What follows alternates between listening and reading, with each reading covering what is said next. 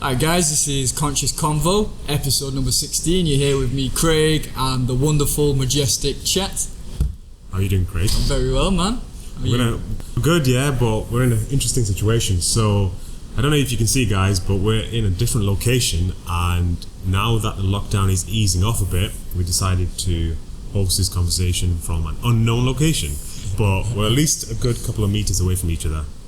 Or so it looks. A couple of meters away from each other. How's things going anyway? Good, man, yeah, good. It's town's opening up again now. Yeah. Which was interesting to see. Me and Abs went into city centre on Monday. And yeah, the Arndale Centre, which is the main shopping area where we live, just open, and a few queues here and there. Apple Shop had a big queue, Primark had a big queue.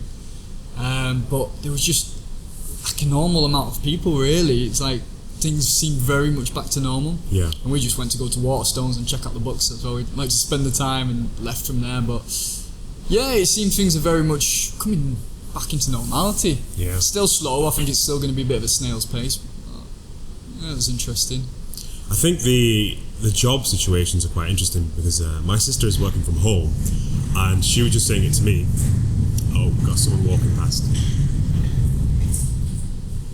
So yeah, this is the other thing. We're going to get some outside interference with the environmental noises going on. So we may have to pause halfway in between our conversation. In the secret bunker.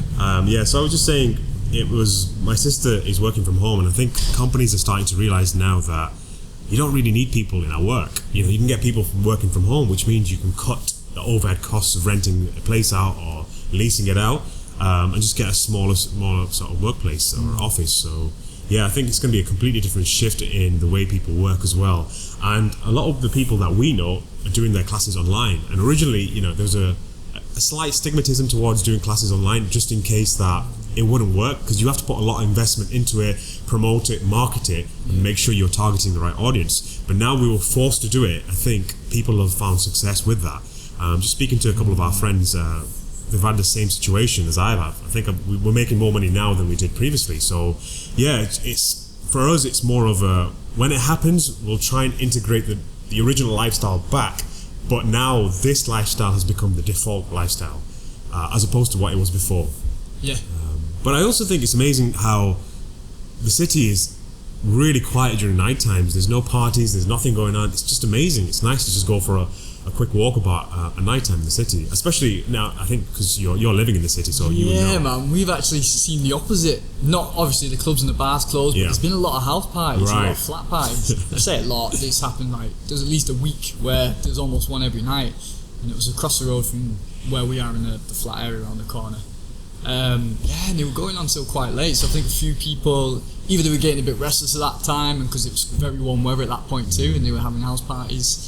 But other than that, general town for the nightlife, it is empty, and it's much more pleasant for it in my eyes. And it's much less noisy. The streets are obviously always cleaner, but yeah, it's wondering what attributes we're going to bring from where we've been to where we're going now, and especially looking at work, which is interesting. Like, I've really loved developing the breathwork group online and the retreats, the online retreats that we've both been a part of. We've had 3 of those weekend retreats now, and that's been great.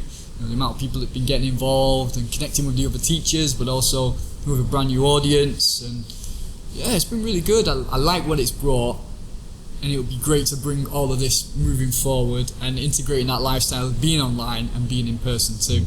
With me and I was having a conversation about that, about the hub that we've got in Ancoats, the space that we have there, and how times would still be able to use that in the evenings, or if I'm still going to be doing the stuff online. And it's like, well, the online seems to be the best way. People can do these sessions from home, get a lot out of it, and it's much more convenient as well for everybody involved. So it will be interesting. I don't think anything ever beats in person though. You know, as good as the online stuff is, if you can get to a workshop or a class or your session with your trainers, it's always superior form of being with somebody than being distant or doing it over the screens. Yeah, definitely. And if you just imagine if this was happening about 60, 70 years ago, well, not even that, about 30 years ago, you know, maybe even 20 years ago in the 90s, it would be a completely different cup of tea, because we didn't have this sort of technology. We didn't have the high-speed internet, so we can have interactions one-to-one with each other. I think Skype was just coming out, so the voice calls, you had the voice calls internationally, but it was just done with a massive amount of delay and etc. So yeah, it's a very interesting time that we're living in, and like you said, it's something that, you know, what I've said is, if people haven't taken this opportunity to make the most of it, I think you've lost something, because these kind of opportunities don't come by very often. And I think if you haven't really looked at focusing on yourself, growing yourself as a person, and then trying to also figure out what you want from life as well, and whether you actually do want to continue doing the job that you're doing, it's something to kind of step away from, especially in the 3-week period that a lot of the workers had for the furlough situation. I think if you haven't walked away from that and just self-reflected on what's going on with you in life and what you want, I think you just missed something out. Yeah, I'd say the same. I think the opportunity to do that digging and to look at ourselves, or are we happy with our life and our jobs, you don't get that opportunity too often. One of the big blocks within self-development or self-understanding or connecting to life a little bit more is that we've created a structure where we're too busy. The society's always too busy, or we've got the commitments, or we've got fun stuff that we want to do. Is always something that will get in the way. You go, I'm too tired, so I'm just going to stop and I'll chill out and I'll think about that another time. And with this time off, furloughed or otherwise, it's just been a great point of reflection to see where do you want to go with your life. Like, you have the time to figure that out now. And you probably saw a lot of the posts on Instagram that was saying, you know, you don't have to be doing something, you can just be doing nothing. You don't have to be, you know, soul searching or anything like that. And no, you don't, but it's a great time to do that if you can, if you've picked yourself up or you've gone through a rough time, because it is keeping in mind it's so different depending on the circumstances where somebody is, right? I think we're fortunate to be the kind of people who like the opportunity to go inside and look at themselves, but also to we will find opportunity in whatever the situation is. We'll go, okay, yeah, I'll take that and use it for the best. And that's in the mindset, and that has to be adopted or conditioned if you got it from a young age, or if you haven't, you learn that you want to improve, so you'll see every opportunity. And that's when relaxation comes in, because there is, to improve, I need to chill out a little bit. That was actually something I did learn through this crisis, was I need to let go and relax a little bit. But that doesn't mean I've stopped doing things. It means I prioritise and I do things the right way that works for me, which includes relaxing a little bit, do the work, but don't be too hard on yourself and don't be too forward going all the time. So it's individual, but if we've not done anything with it, you're right, I think it is a golden opportunity and some great time to look at ourselves gone. You know, how many people, I wonder, will think, I'm not doing the job I love doing, or I enjoyed not doing anything. And if that's the case, like, curate your life so it goes along the things that you love to do, or how you want to be, or the lifestyle that you want. And that might include a lot of graft, or it might include leaving a job, but you can make it happen. And it's having the time to see it and then to go forward through it in whatever means that is. Yeah, definitely. The other thing we need to talk about is obviously the political landscape and what's happened with all the riots and stuff. I've noticed a lot of backlash, and actually, funnily enough, I've noticed a lot of people have fallen out with their friends because of the whole situation. And it's something that, you know, we can't ignore as well, so we'll talk about that as well. And I just feel as though, you know, I think people, in my personal opinion, and again, this is just my opinion, I think people have jumped on the bandwagon, and it's just, they haven't really thought about the situation properly, because obviously with all the riots that are going on, and then you've got the situation where vandalism and you know, theft is happening as well. A lot of places are getting broken into, and people are saying that's fine as long as it's done for, obviously, for Black lives and stuff. And I just said, vandalism is still vandalism, regardless of whether it's attached to race or not. And I just think people haven't really truly looked at the situation properly. I've had a lot of discussions with quite a number of people from different industries, and funnily enough, one of my friends, her best friend and her best friend's boyfriend is actually black, and they've just kind of turned around and said to her, you haven't been really promoting anything on your social media about anti-racism, this and that. And I think there's a stigmatism towards people that haven't posted, and I think for me, I just think it's not fully thought out. I think when someone decides not to participate, it doesn't mean in this situation that they're being racist or being ignorant. It's that they need to think about the situation properly before they make any sort of move towards it. And I said to her, look, what this situation will give you is you will filter out those people that are just, you know, are not there. They're not there to support who you are as a person, and they're not there to respect your decision or your opinions. They're literally there just so that you know, it's more of a group mentality as opposed to individuals. And I think this is what the situation is right now. We're treating the whole thing as it's group mentality, as opposed to, like, how do you feel about the situation and how does this person feel about the situation. And I think I had an interesting discussion with a couple of yogis about how they felt as though that the image that's portrayed in Western yoga is of skinny white girls on yoga mats performing these bendy moves. And I said to move away from that stigmatism is not to necessarily add new people as the faces of that company, so not to obviously add people of color, black people, Asian people as the people to draw more Asian people in, or to draw more black people in, because all you're doing is you're placing one group of people with another group of people, and then all you're going to do in that situation is either you're going to create a new audience, or you're going to create a new demographic, or you're going to shun the other one away completely. You're going to put the other one off. The way to do this is, and I said it to the yogis that were having a discussion, that I was having a discussion with, I said the way to address this situation, if you really truly want to address this situation, is to kill it right from the roots. Don't trim the branches, kill it from the roots. And the way to kill it from the roots is not to emphasize so much on the looks, how things look. So with society, the way things are running here these days, everything is based on looks. The way physical looks, how you look. Most good-looking people will generally be favored as opposed to people that are not so good-looking. Secondly, how it looks to other people. So you might decide that, okay, I've made a lot of money now, but I need to show people that I look rich, so I need to buy this kind of car, have this size house. I think that is another issue as well. So it's not just about the way you look, it's the way you want other people to see how you look as well. So that needs to be destroyed as well. And I think you really have to kill that, and you have to kill the society's way of dealing with this situation, or dealing with pushing the idea that things that look great are generally quality. And once you get rid of that, and that's what yoga is based on going inwards and separating yourself from the mind and the body, because that's part of the material aspect of the universe, and going towards the Atman, or the consciousness inside of you, and focusing on that. So when you move the idea from the image to the person you're on the inside, you get rid of race, you get rid of sexuality, you get rid of all the other problems that we're suffering these days, and you go to the root. You focus on what really matters. I think that's the dissonance that we're facing in this world. We're trying to slot the spiritual aspect into this idea that this is how it's supposed to be presented in the modern society's way of deeming it acceptable. And I don't think that's the way to do it. I think you have to go the other way, which is to say, okay, I've presented myself in a certain way with a certain yoga company. Now I'm going to pull away from that and draw people in for the deeper reasons behind yoga itself. How do you think that's achieved? How would somebody do that? So if we're going purely from the yoga aspect, start teaching people what the real meaning behind yoga is, what yoga is. And I said it to a sort of Instagram friend of mine yesterday. I haven't actually talked to her for over 2 years or something, and I just seen Instagram recommending me her posts, and I just messaged her. We went into a really interesting discussion, and our views were completely the opposite.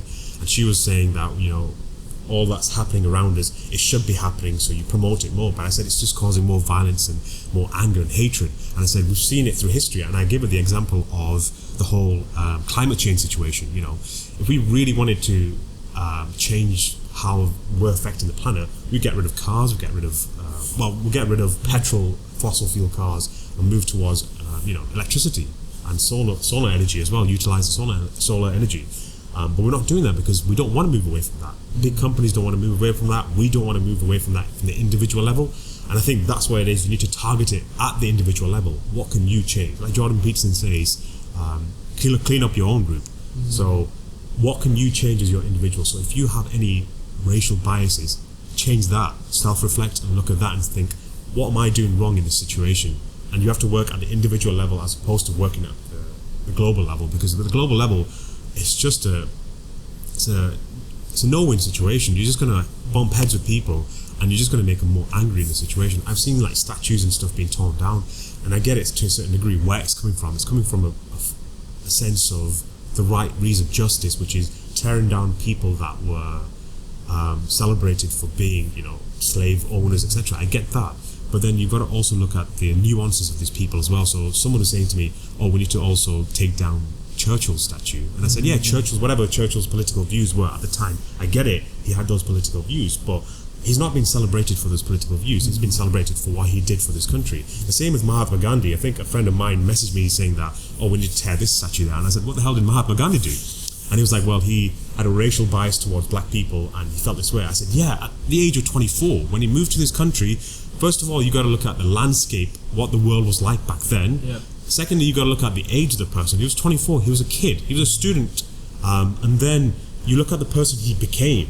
We celebrate the person he became, not the person he was when he was at the age of 24. The person he became was this peace-loving, non-violent person, and we're celebrating that. We're not celebrating any of these other issues that he had back then. And I think people are not willing to do that because of the way the media is portraying heroes. The hero has to be a certain way, the hero, perfect. Exactly, a perfect hero. No, which doesn't exist.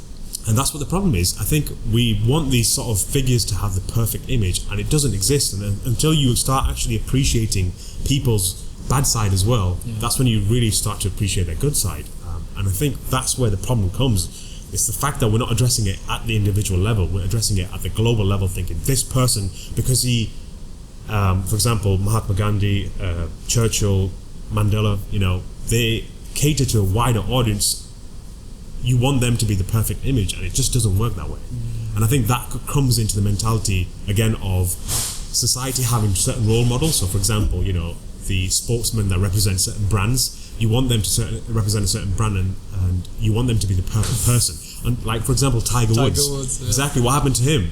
Once all of his dark stuff came out, most guys are doing the same thing. It's just that they're not that famous, they're not on the platform to have that sort of scrutiny, but most people are doing the same thing, and it's just because this person is a certain way, people like companies like Gillette pull their sponsors away from people like this. Yeah, man, it's such madness. Everyone was talking about that Michael Jordan documentary. I watched the first episode. I used to love basketball and Michael Jordan specifically. I'll give it a watch, and it was good. And it was saying how when he first went to the Bulls, before they were as they are now, they were like doing drugs in the room, like smoking joints or doing coke and drinking everywhere, and loads of girls in there. And he was like, right, I'm out, just in case any of the police came. It's like his integrity was, this isn't for me. Right. And it's like, okay, this, it's nice to see that hero had that about him. But then longer down the line in one of the episodes, I've not watched it, so I can't comment fully on it, but it was saying he gets into gambling and he has a bit of a gambling problem. Alright, there's a vice. The perfect man is no longer perfect. And I think it's either a conditioned and programmed response for us to always think you have to be perfect, or this person that you worship or look up towards has to be ideal. And life isn't about that. Like, those things straight away are from ego. The ego's creating duality. It's saying this is right, that is wrong, can't do that, must do this. And once you've established that, you're either not good enough in your own terms or society's terms. You won't be able to achieve what you want to achieve because you've behaved a certain way in the past, or you look down on others who aren't behaving the same way as you are, even though they're in a completely different life and different experience. And it's like, I think it's said really well when you've got Jesus and the devil, and you have to understand that you're both of those. I did see it saying that there was God and the devil, but I see that separately, because God is all of creation, good and bad. They're both there. Like, it's all created by life, by the universe, by God, however you want to see it, by a high level of intelligence and we can understand. So duality is split within that based on our actions and our thoughts and what we're saying, oh, that's right or that's wrong, because sometimes the wrong action in somebody else's eyes is actually the right thing to do. But that person won't see it that way, one, because we're conditioned so differently. We have a moral ground that we like to work towards. It's obvious, don't murder, stick to those ideals, don't steal, no adultery, all these things, it makes sense. But if you're in self-defense and you accidentally kill somebody, you do your best not to, but if that had to happen. It's just so many other examples where things that are deemed wrong or incorrect were correct in that moment. Yeah. So it's seeing that, and even the times where we have messed up or we've done the wrong thing that we know was wrong, but we learn from it. Like, it's fine, it's okay to not carry baggage of guilt or fear or shames around. It just make you not think you can still be a full person. And the separation that we have is disastrous, and we place it on these idols, on Churchill or Gandhi or whoever, and it's like, take the good parts of these people and let go of the bad parts, because before we're judging and criticising this person was racist, obviously we're in a modern age now where we can see that shit's messed up. Let's get rid of that, let's stamp that out, but let's also not absolutely smash everybody in the past because that was the time they grew up in. No, it wasn't nice. It really wasn't nice. And neither were times before that, you know, whether it was not to do with racism, but the medieval times when women were being burnt as witches because people were falling in love with them or seduced by them. So, oh, they're witches, let's kill them. Like, that wasn't nice too. Do we get rid of, you know what I mean? It's like all these different elements of history, learn from them, not demonizing everything, but seeing that was messed up. Let's not reenact that. And the statue thing is interesting because I think the ones that people were just pure slave traders, they should be taken down. Like, they shouldn't be there because they are there to represent that. You know, that's their main vocation, to become a slave trader. And fair enough, take them down. I completely understand that. But it's when you start creating this. The thing is, it always creates a chain reaction when you start doing one thing and let's say one statue goes down. And then everyone feels as though everything needs to go down at the same time. It's looking at that, isn't it? It's like we get on that righteous march and then go, let's correct the world, and you're not gonna correct the world. And I like what you were saying before the conversation. Someone saying, you know, if you've got the platform to share your voice, and I did share that picture, you know, the black picture, but I put it as it was two hands. I saw done that in a stencil style. Like, I really like the art, and it was a bit more spiritually inclined. They're saying that we can do better because we can do better. But it's learning from where we're at and where we've been and where everybody's going as this, you know, the mass movement. I think it's great to wake people up, but how do you win something if it's about the individual stance? Like, I witnessed an argument online, and it was an older generation and a younger generation, and the older generation was saying, I can't believe they've graffitied Churchill statue, what they're doing about this. And then the younger generation was saying, you know, that's not really that important because these black lives that matter, this needs to be taken seriously and done something about. And they were just not clicking at all with what the argument was concerning. And I think this is where you've got to take in what's the most compassionate act of the point. Don't graffiti, no need for that, like that didn't need to go on there. And at the same time, this matter with what's been brought to the forefront of the world has to have some sort of action and understanding towards it. And as you said, look at yourself, how do I understand this? Am I creating a limit within myself, or is there something that I can be open to with regards to it? Is there something that I'm missing out? You know, the white privilege thing was really interesting to me. I had an instant resistance to those words, to white privilege. I was like, well, I don't think I'm racist. I have a multitude of friends of all colours, creeds, and I love the whole world as a point of learning and interaction. Like, you're only going to learn more from people or places that you're not familiar with, right? So I thought, right, I'll have a look at this because it stickles with me. I saw some people posting these books, and they were people that I respect. So I was like, right, I'll take a look into it. And there was a guy who was explaining what white privilege was, and it really hit me in the sense that it can be conditioning that we're so unaware of. You know, there's a level of ignorance to we're not having specific views, or we have a way of living that we don't realise is good, you know, that is given to us. But it's very difficult because you didn't choose those circumstances. You didn't choose what you were born into. You didn't choose if your parents have more money or not. All you've got is yourself and what you're doing with what you're capable of offering out and how you want to live your life. And that's it. If we're not doing harm, stay aware. Always stay aware.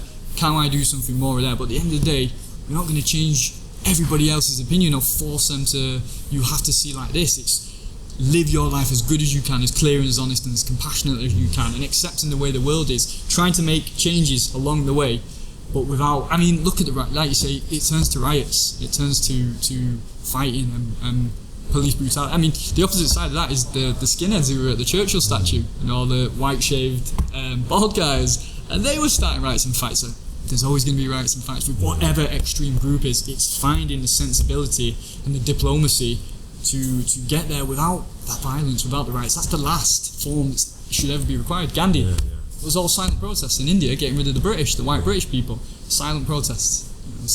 And they did it. Yeah.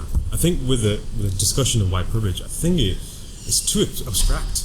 It's too abstract. Like, so let's say, I think I was listening to Ben Shapiro last night, and he was saying it. He goes, okay, let's say you come to me and you say, in your company, you felt as though the company you're working for, you felt as though the sort of the black people were kind of being overshadowed by the white people, especially when it came into the job roles, and you specifically saw that. you specifically saw an action by, let's say, your boss or your manager who selected a white person purely because of they being white and not picking a black person, and you've got to be definite that you're right about that, and it's a definite act of malice, and not just the person's chosen the other person of competence. That's the other thing. That's what Jordan Peterson talks about. He goes, the thing with this white privilege stuff is it's so easy just to put the race card in there and just say, oh, it's all because of, you picked that person because he's white.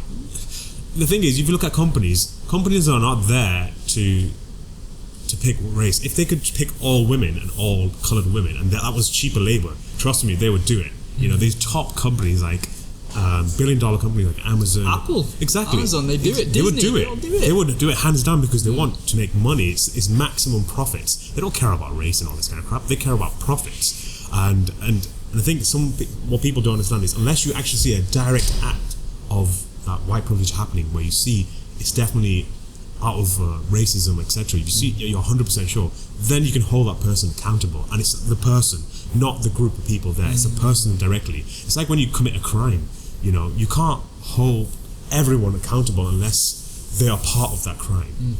So it's very abstract, and if you can actually point out that happening in society and saying this is happening and these people are accountable, then fair enough, I'm willing to support that. But if you're just saying white privilege all the time for any action that when a white person does something, I don't agree with that. I think that's a load of bullshit. I think you don't have any premise of your argument. You're just using that as a scapegoat just to say this is something we just want to blame these group of people on. For me, that is an act of racism. For you to, and I was saying arguments with people, and people were saying, racism doesn't exist towards white people. I said, look at it objectively. Take away your skin color out of that. So this person, funnily enough, was white. I said, take your skin color out of that, and then look at it objectively. When one race says to another race, "Oh, we're going to judge you on your skin," you've been given your privilege out of your skin, or you've been given your detrimental circumstances because of your skin. That, in its form, is racism in its core. So I don't believe reverse racism exists, but I believe in racism itself. It can be either way. It can either be towards white people, black people, Asian people, etc. Racism in its fundamental form exists on its own without any sort of political attachment to it, and that's why people want to put the political stuff on it and say, well, racism only exists if a white person is racist towards a black person. The amount of Asian people I've seen, like Indian people and sort of subcontinental people I've seen being racist towards white people or racist towards black people is unprecedented. I've seen so much of it. For example, in my family, and my parents wouldn't see it as racism, they would just see it as, oh, it's just a stigmatism. But when I was young and I said to my parents, would it be okay if I married a white girl? They would say, no, you need to marry a brown girl. Is that not a form of racism? You're judging someone based on the colour of their skin. Is that not a form of racism? But then people will say, oh, that's a cultural thing, and they'll gloss it over with sugar. And I said, this is what the problem is. You're glossing it over and you're making excuses for people just so that, because it offends a group of people. Screw that shit. You're going to offend people, but if you really want to get to the root cause of the problem, you have to tackle it at the root cause, not try and gloss it over. And the argument that I was having yesterday, well, it's a discussion, the person was saying, well, we need to almost lift up the people that are oppressed. But then it goes into the argument of what do you define as oppression and who gets to be categorized as oppressed. Okay, so let's say in an ideal world we lift up the black community. Yeah, and let's say the situation they're in right now, we completely terminate it, and we support all the black people that are oppressed, whether they're low class, middle class, or upper class. We elevate them. Okay, so then what happens next? Someone from a different person, or a group of person of color, will say, "What about us?" And you're like, "Okay, so we'll lift you up," and then we lift everyone up from the racial standpoint. So we lift all the people up with a different color skin, and then you'll get the gay community saying, "What about us?" Then you lift them up. You get the transgender community saying, "What about us?" So at all points, you're going to get people that are going to stand up and say, "We're oppressed." So how do you define oppression, and how do you define who you're going to help? You can't do it. So what you need to do is target it right from the root cause, which is focus on the individuals themselves and say, focus on what you can change in this world, not trying to change everything else and not trying to force your opinion on other people. Because what that usually does, it causes more anger, more hatred, more resistance.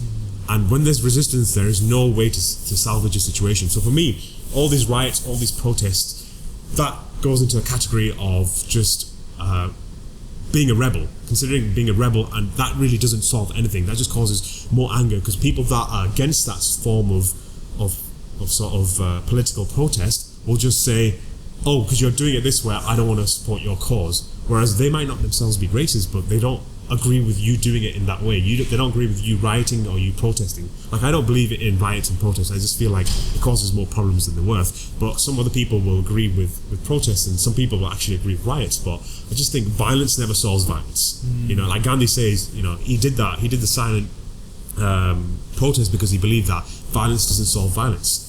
And I think that's the approach that you need to go with it. Focus on the individual level again. So I think that's what my standpoint is. And you know, you get a lot of people messaging you saying, how come you're not doing this and that? And I tell them straight, I said, I don't care who thinks what and what they think of me. This is how I feel about the situation. It doesn't mean I'm being anti-racist because I'm not participating. And if someone was saying to me, you know, well, white people have done this and that, I said, you don't need to tell me about that. Like my great-grandfather's generation, he was part when the British Raj was in India. He was part when Gandhi was alive. So I know exactly what he's gone through. What I don't do is blame the people of this generation for the actions of their ancestors. And that's what the problem is today. We're doing that. We're blaming all white people are all bad because of what white people have done to, their ancestors have done to black communities and people of colour. Yeah, if you're going to do that, you can blame the cavemen days when, you know, and say, this person's done this to me. How far are you going to go back? You know, so you have to start from a clean slate and say, okay, this is the situation. Obviously, in the world we're living in today, there is some sort of bias. Solve that bias. Don't try and make it as an abstract bias or a general bias and say, oh, it's just all white privilege. No, focus on what the actual issue is. Create procedures that will solve that issue or correct that issue, and then move on in that way. And I think that's how to deal with it. It doesn't matter what industry is, whether it's yoga or racial biases, etc.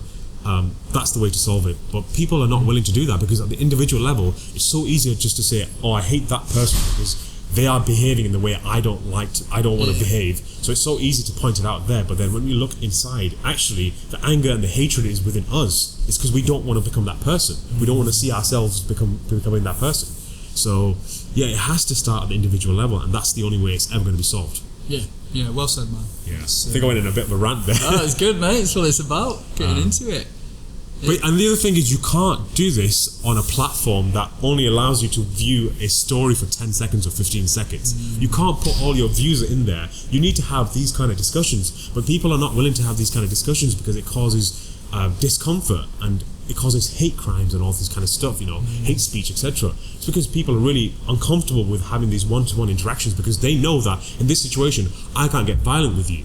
Because then people will see that, okay, actually this person is unstable. Whereas when you've got a screen in front of you, or when you've got a barrier in front of you, you can say whatever you want and there's no consequences. I think we mentioned this in a previous podcast. There are no consequences when you've got a screen in front of you and you're just throwing things out there without really thinking about the issues at hand, you know. And I just feel like you need to, like we said, you need to get into this situation right at the start of this podcast where we're interacting with each other and we're talking about this situation right in front of each other. Yeah. That looking at it on that individual level is vital because whether it is skin colour, whether it's because somebody's fat, somebody's thin, somebody's rich, somebody's poor, look at your biases on all accounts. The racism, obviously there is a movement towards some sort of prejudice in America when they're looking at the stats of the numbers and it seems black people are getting killed way more than white people. Right, so there's an issue there. That needs to be taken and sorted out 100% because it's costing lives through ignorance or through extremely outdated and very negative ways of thinking. But on another level of that, why is that behaviour happening now? And why would that white cop kill that black person? Because there's a lot of shit going on of how he sees the world, which is not accepting of allowance of other things and other people. Very unlikely that it would just stop at black people. It's manifested that way and it's disgusting. But that person will have prejudices in other ways, maybe not to as strong degrees. And it's to learn from that and see that within ourselves. It doesn't just have to be about race, you know? What is it within ourselves, the feelings that we put walls and limits against, other people's behaviours that we will instantly shut down or dismiss or limiting aspects within our own lives. The conversations that we're afraid to have, they're your borders, they're your racisms, your dislikes, your hates in another form. It doesn't just stop based off the obvious way of colour skin or country or borders, like, because it's all ridiculous, it's all nonsense. The fact that we still have to have those discussions really shows how little we consider and think about life and how connected that all of life is. If I affect that, that affects me. Get rid of your hate, get rid of the prejudices, get rid of all these barriers and this nasty crap that takes us nowhere positive. Like, it doesn't have to be there.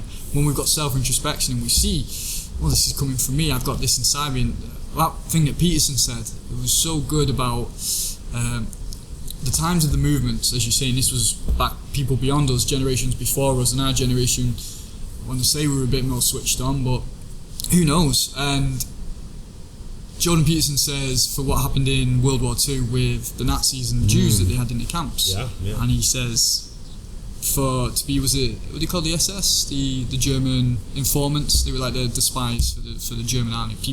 They were like the undercover police, really. Or if you heard somebody saying something bad about Hitler or the Nazis, you'd get reported and they'll take you away as well. It's almost like the thought police, isn't it? Pretty much, man. Yeah, very Orwellian.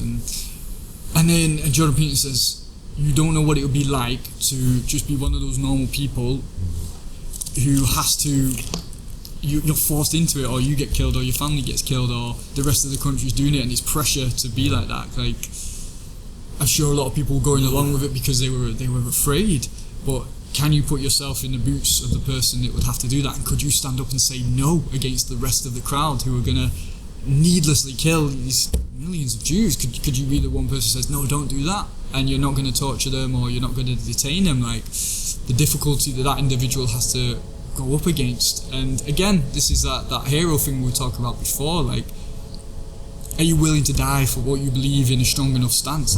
Like those people could, if they wanted to, but it's bloody difficult. It's not easy. It's when you know something is wrong to the core, which is pain or torture or hate or murder, the wrong to the core, right?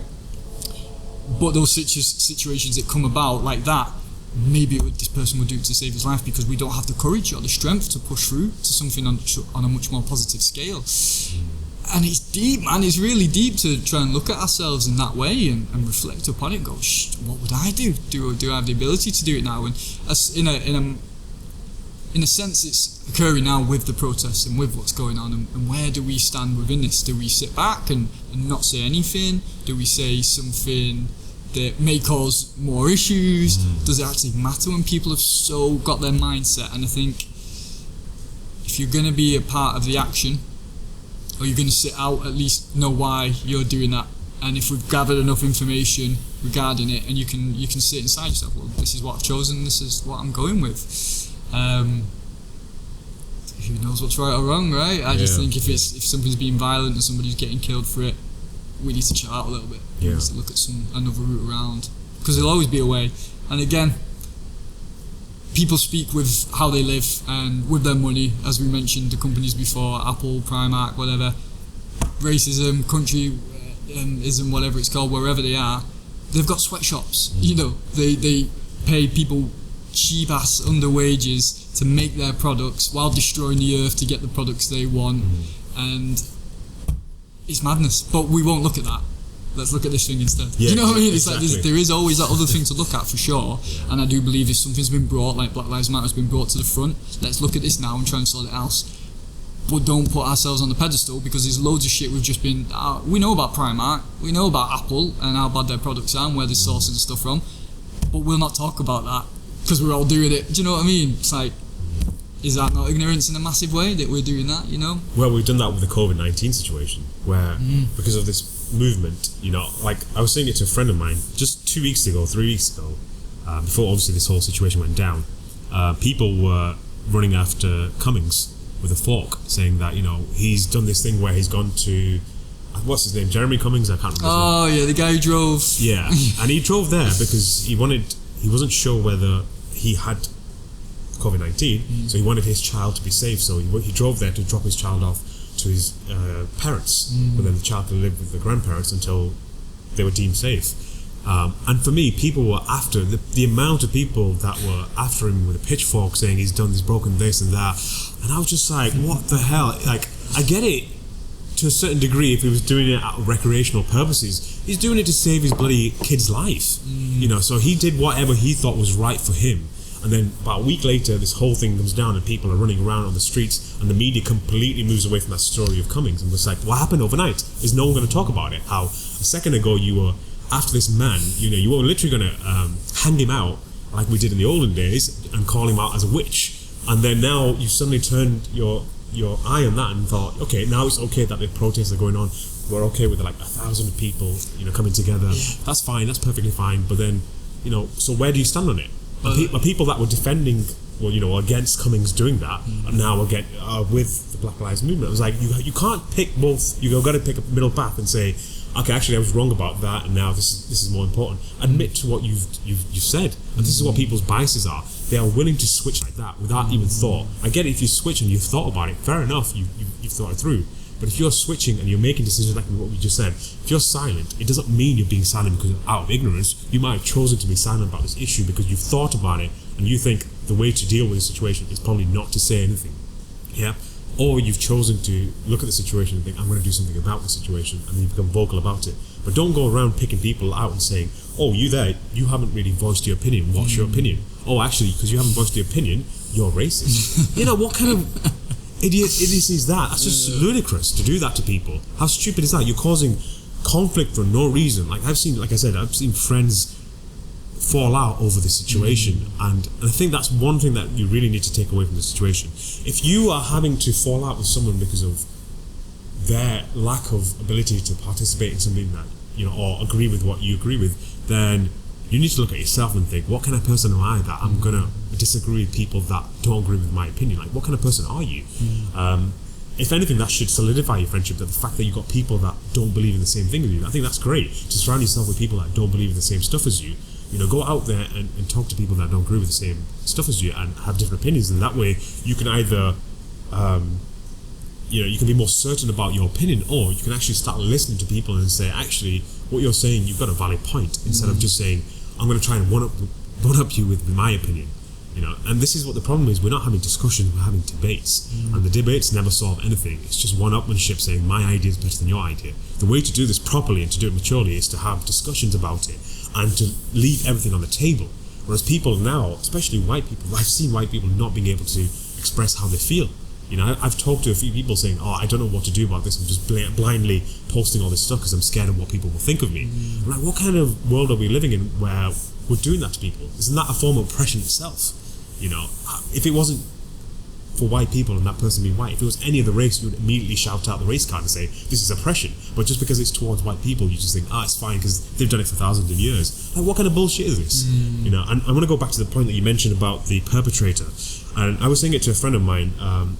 Have you ever read Viktor Frankl's A Man's Search for Meaning? I've got it on my shelf, not read it yet. Oh, he talks about that. So the first half of the book is amazing. He talks about his experience being in the concentration camps, and originally he went in there with a bias that all Germans and all sort of Nazis are bad and this and that. But as he went in there, as he spent time in there, he started to realize actually some of these soldiers are just kids.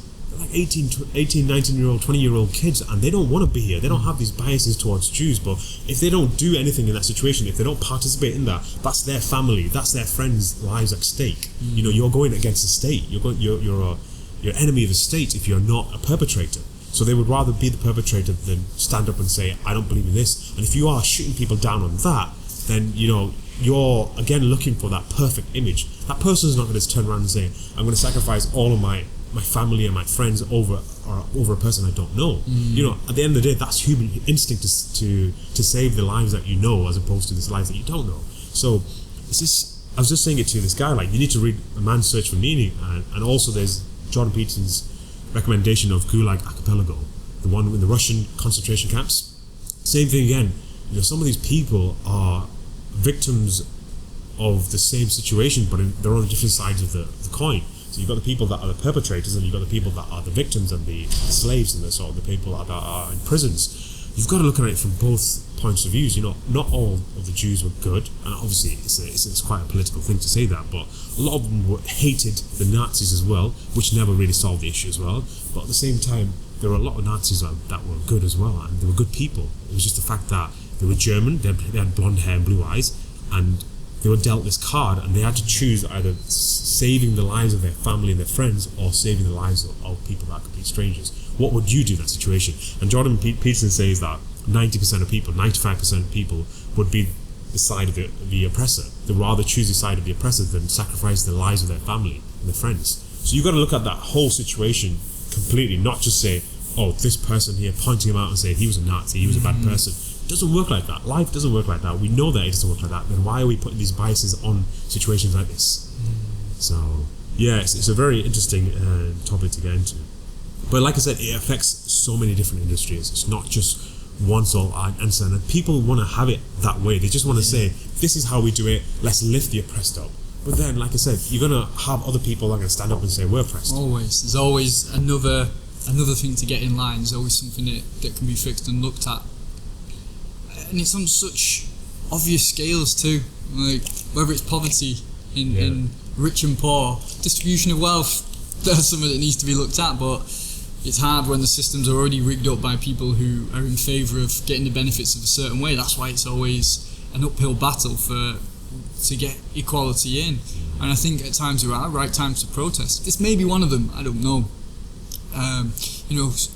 Why, like when the protest was on in Manchester, is it more about people's feelings to come together and to say we all feel the same? Because pretty sure America weren't looking at Manchester and UK going, oh, Manchester got involved, we better sort this out. You know what I mean? It's more like, are those protests, if they are a protest, is it a gathering of people because we feel the same and we want to show each other we've got each other's backs? Like, that's quite nice, right? Isn't it? It's quite a lovely thing.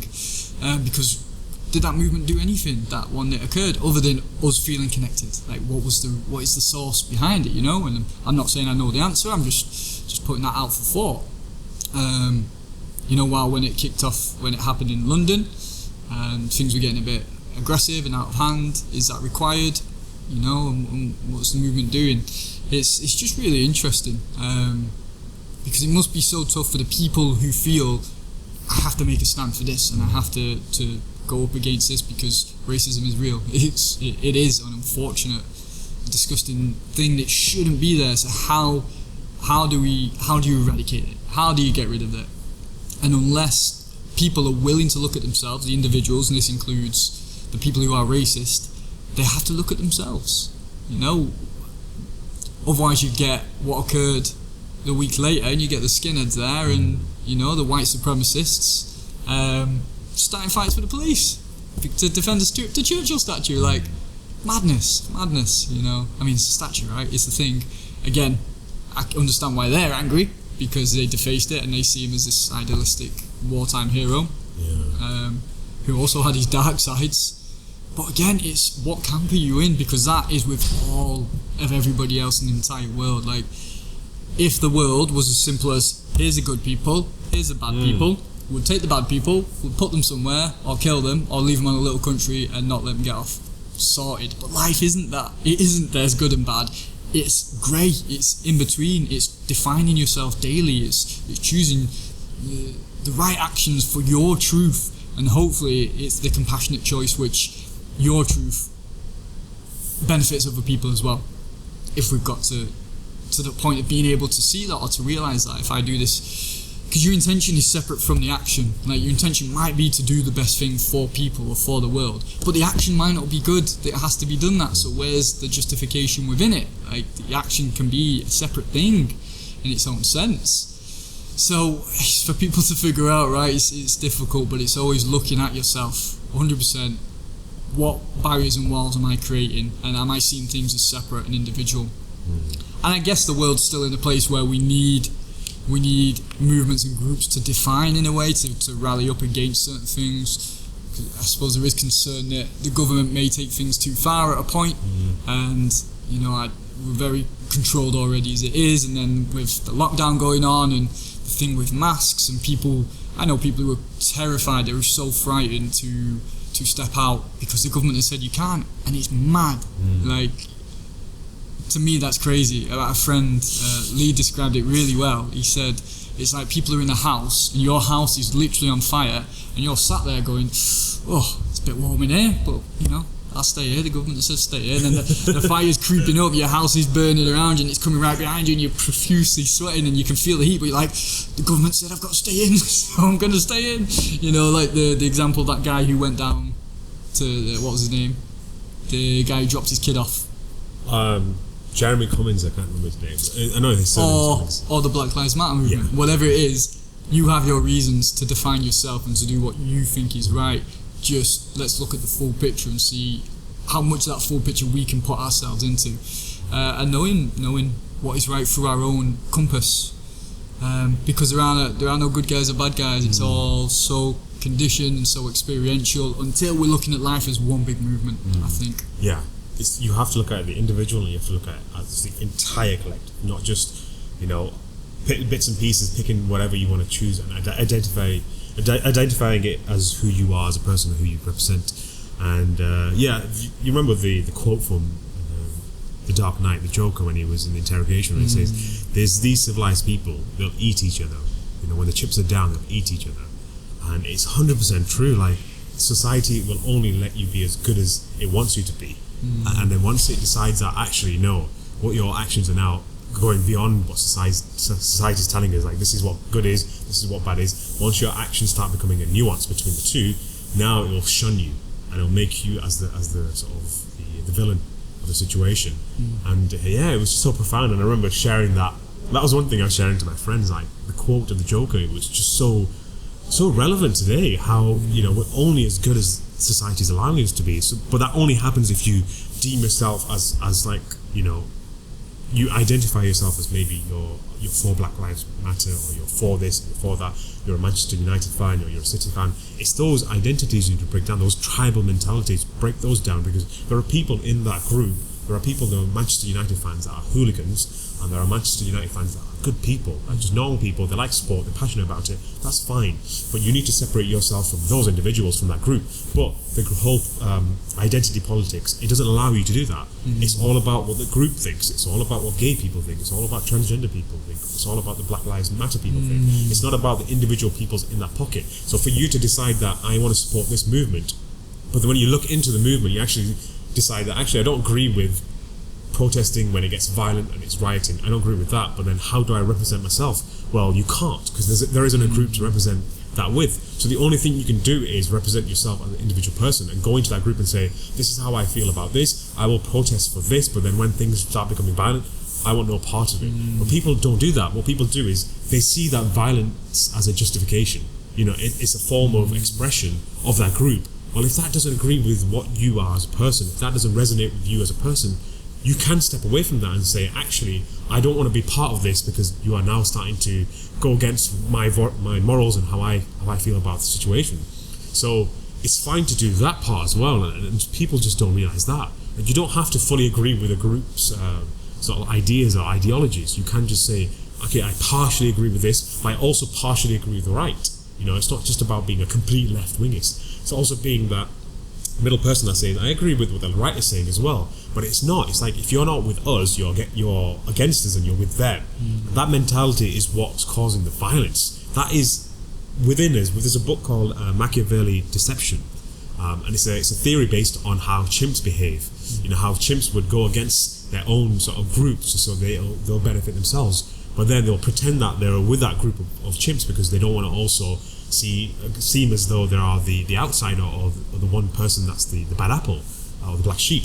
So it's ingrained in us, but we also as human beings have the ability to step away from that and say, actually no, I won't sacrifice my values. Just because I agree with 90% of this group's identity, I won't sacrifice my 10% of my values. I will still stick with those values. But people don't do that. As soon as they involve themselves in a group, you are now that group. You are 100% that group. There's no place for nuance, and there's no place for individual opinions.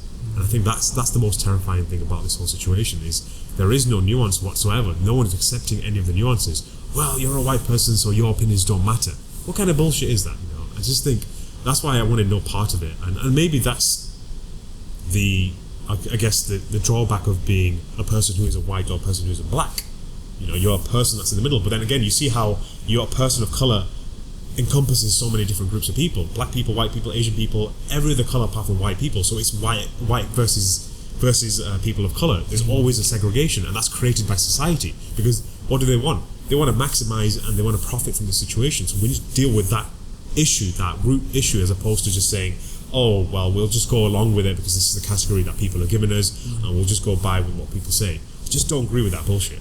And that's what it is. It is people's bullshit. It's what you've decided to allow into your bubble. You've created a bubble for yourself, and you've allowed certain people on certain ideologies to enter that bubble, and then you've shunned the other ones away. So you haven't accepted the bad side of that ideology as well. So there are good sides and there are bad sides of ideologies and dogma and doctrines as well. But you haven't accepted those. You've just decided that this is what I completely believe in, and that's it. Yeah. It's getting swept up in the excitement of things, or even the things that you want to believe in. It's with all groups, or with all movements, or with cults, is you lose your individuality. You trade it in to become a part of a collective. Yeah. Rather than a collective of individuals, it's a collective of a hive mind, so it all just thinks and responds one way. Yeah. Which is when things get dangerous, it's when people get on power trips, or you see it in the old country with the Osho, what was it, the little village that they set up, and it can happen to everyone and anywhere, because again, we're not perfect, and this is why you have to be your self-authority, your own leader, your own person who understands yourself, and what your true motives are, and you still learn and listen and be a part of these things, the movements, protests, groups, whatever, but knowing that you're doing it in your way and in your style and what's true to you. And it's just so strong, and it's such a powerful thing to be able to do, isn't it? To know yourself, to know who you are, and you can be in these environments and deem what is right or wrong based off what you know and what you're aware of, that has allowed experience of other people and other ways of being to be there, but you know when to step away or when to contribute. Yeah.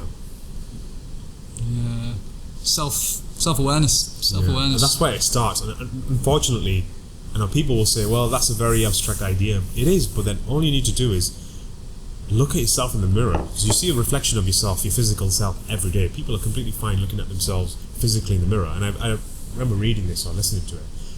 We're happy to carry a mirror around all over the place. We're happy to walk by windows and glasses that reflect our reflection and just happily glance at it, but we're not willing to look deep within that image and see who we've created. And do we really relate with what we've created? And I think that is the hardest part, because when you look at yourself, you start actually seeing those problems come out.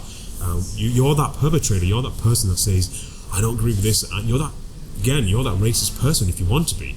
And you have to almost eliminate that and get rid of it, but then also appreciate that.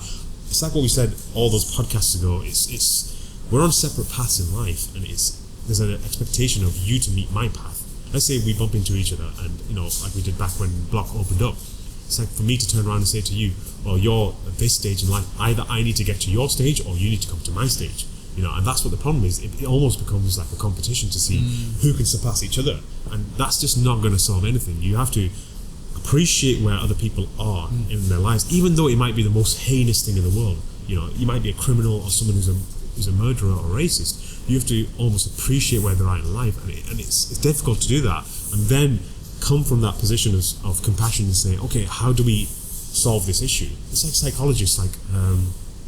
Psychologists can't work with people if they start to automatically judge the person for the actions they've taken. If you work with criminals and you work with people that are rapists, etc., murderers, how do you relate to them if you are continuously judging them and saying, oh, well, you're this kind of person? Because as soon as they start filtering out the story to you, then you start to actually have a sense of compassion, and some people feel like that's wrong. To have compassion towards people who have done wrong is wrong. Like, what kind of bullshit is that? You just can't exist in a world. If you want to have that mentality, then you have to go with the opposite mentality, which is if someone commits a crime, regardless of what the crime is, if you murder someone, whether it's self-defense or because you actively gone out there to murder someone, the penalty has to be an eye for an eye. You either choose that path, which is you terminate that person regardless of what his reason for killing that person is, or you go the other way, which is you accept whatever that reason is for murdering that person, whether it's for vengefulness, whether it's for own just selfishness, or whether it's for self-defense, and then you say, what kind of punishment do we deal out? And I think that is what the problem is people want to switch between the two. Let's say if you murder my family, I want to go towards the idea that I want to kill you. I want to get rid of you completely. Whereas if someone from my family murders someone else, I want to be sympathetic and say, actually, this is not who this person is. I've known this person for God knows how many years, and this person I know is not this person. They've done something, and there has to be a reason for it. So you can't pick and choose this is what we're doing. We're choosing between one extreme and the other extreme. You have to accept both of it and say, actually, if I was in that situation and I was a relative of that murderer, or I was a person that was related to that murderer and I cared about the person, how would I feel? But at the same time, how would I feel on the other side if I was the victim of the person that's been murdered, or the family member that's the other person who's been murdered that belongs to? So it's looking at it in that way, and that's the only way. Again, it goes back to self-reflection. We have to look at ourselves in the image in the mirror and say, who are we really, and how do we feel about this stuff?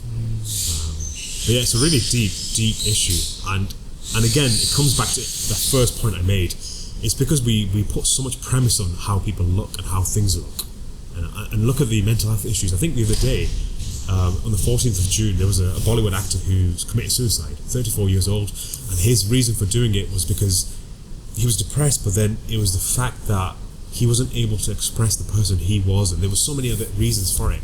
But the ironic situation is his opinions and his sort of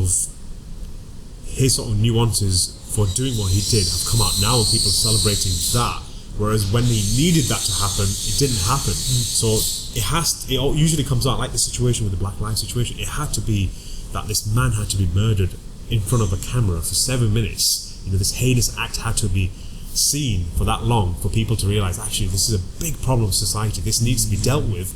If that hadn't happened, people would just be going back to their normal lives. And I said it to this person yesterday. I said, as much as this situation has opened up people's eyes, it's just a phase, unfortunately. Unfortunately, what's going to happen is, and I really hope it doesn't go this way, but in about 2 or 3 weeks' time, maybe in a couple of months' time, when everything dies down, people will go back to their normal lives, and everyone else will just forget what happened.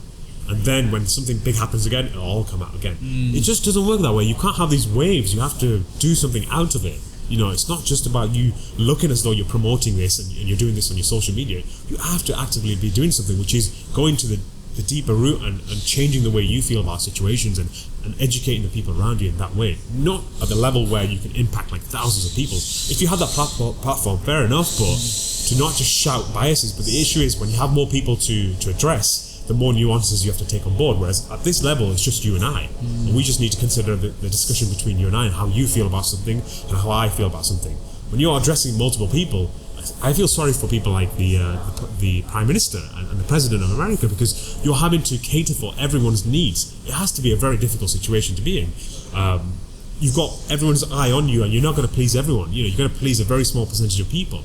But then it's like, can you take that burden on?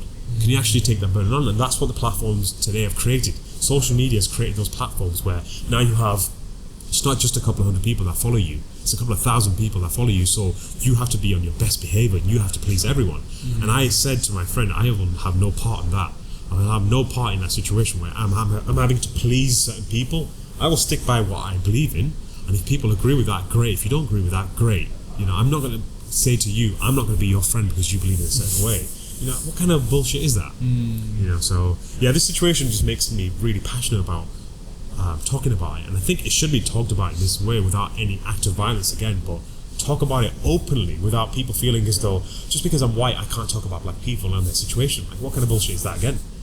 It's just, and then when people actually do that, when white people are saying to their white friends that let's talk about this, someone around the corner will turn around and say, oh, you can't talk about this because you've never been in that situation. So what is it that you want? Do you want people to talk about it, or do you want people to silently not say anything about it? So it's again looking at that situation. It's coming together and looking at the situation. Yeah.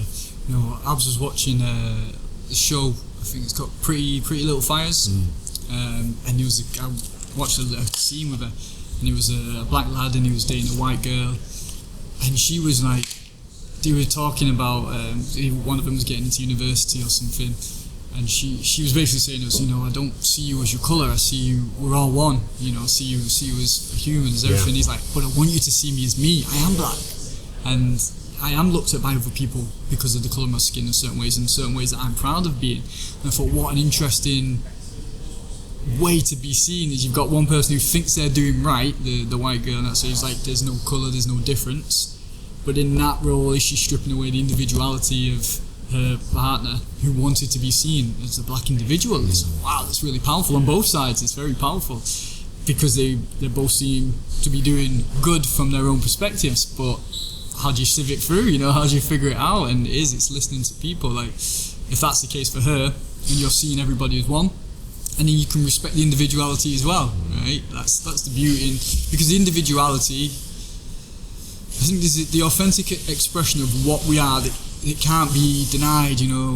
Again, just to use that example of nature, a tree, thousands of trees, yet they're all different, and you're looking at a different tree from another one, right? When you're in the middle of the woods and you can see these different trees, all the different flowers, as similar as they are, they're all unique and individual, but they're all of one species. Same as humans, and not just race or country or creed.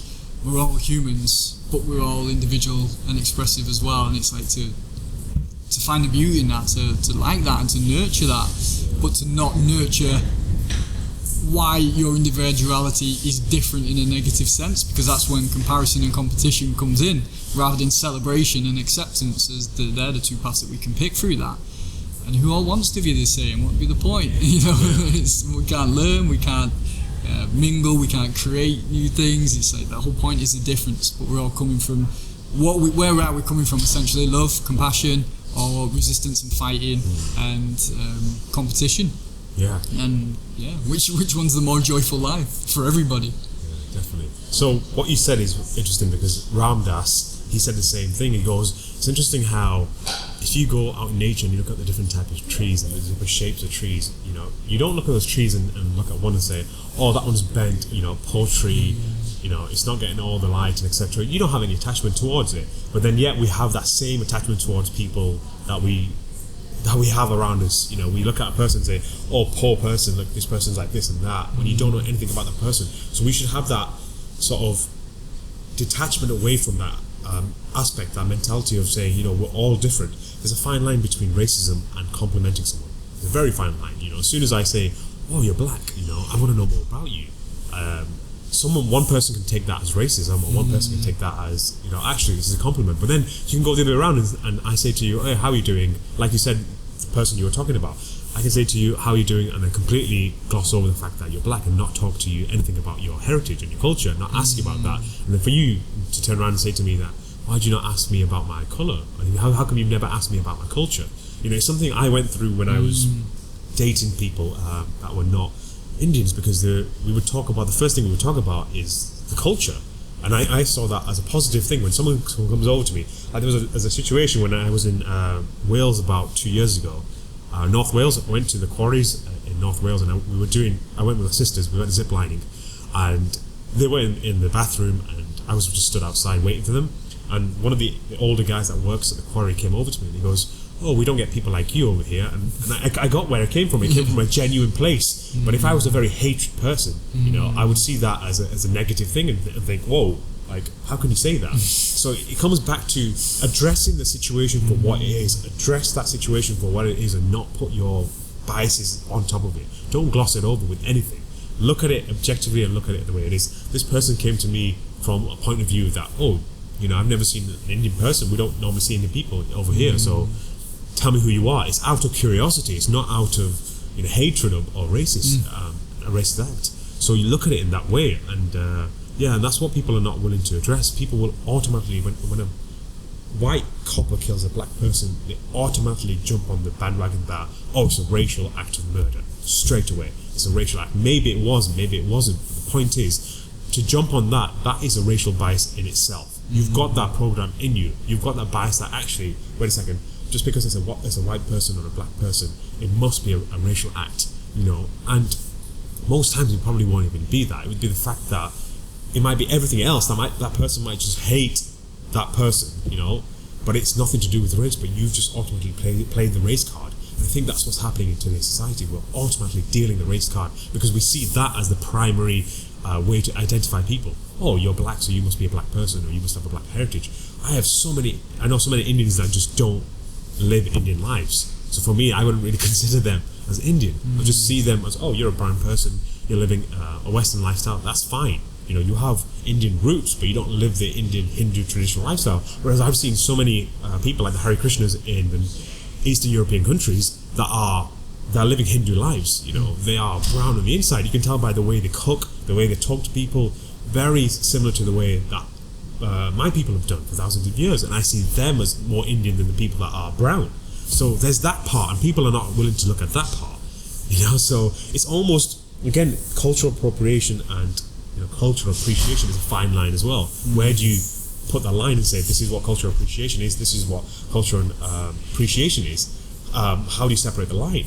So it's something that we need to sit down and talk about, as opposed to just saying, oh, this person's done this. You don't know anything about that person at the individual level. You don't know that person personally, so how can you say that person's being offensive?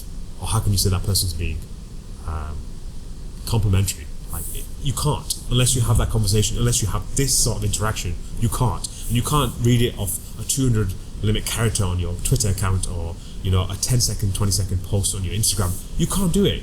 It's a terrible way of doing it. And I think we're getting into the habit of, sending more messages through these platforms. I think they've got a new platform, TikTok, that's become big. It's like a 10-second preview or something of and people are enjoying that because that's what they want. They want instant gratification, instant sort of form of information, and it's not the way it works. You have to go to the long forms. You have to listen to podcasts. You have to listen to long discussions and have these sort of communications and these forms of conversations. So then you get the full idea of what a person thinks.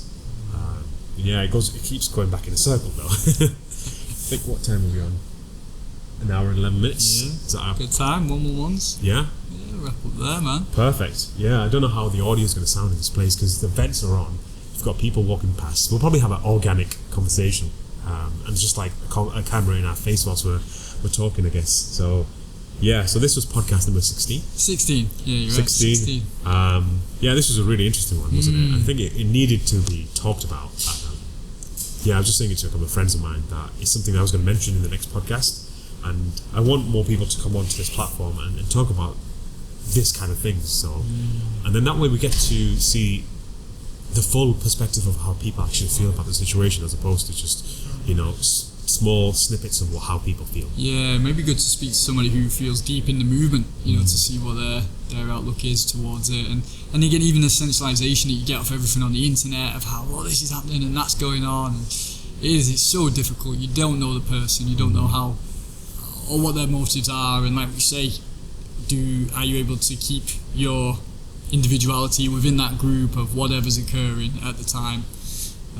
It's fascinating. There's just so much going on with any one person, and it's so easy to get swept up and lost in it, and like the older generations and the criticising, but we weren't there at those times, or it's understanding why people have the beliefs you do. Like what you just said, for example, when you went zip lining, if you were sensitive, you could have easily gone, what you're saying, or if you were violent, aggressive, it easily could have gone another way, like what do you mean by that? But you understood the area that you were in was predominantly white, in the middle of nowhere, they don't have many Indian people there, so it can be expected and not in a negative manner. But that's a reflection on you. Attention. But that's a reflection on you, because you've reacted to something that's not even out there. It's like how we put all the stuff in our head. You've reacted to a situation that's not even there. You've just created it, so then you can invoke whatever your response is. So it's like people these days they've got those that sort of hatred and that bias in them, and they're just looking for the right situation to express it. And that's why we're in this situation where there's violence going on, because people are using this opportunity to become more violent. I think we'll have to get it there. Right, guys. Timing. So this was podcast number 16. Again, this will be on Instagram, Spotify, YouTube, and we'll see you on the next one. Stay conscious. Yeah.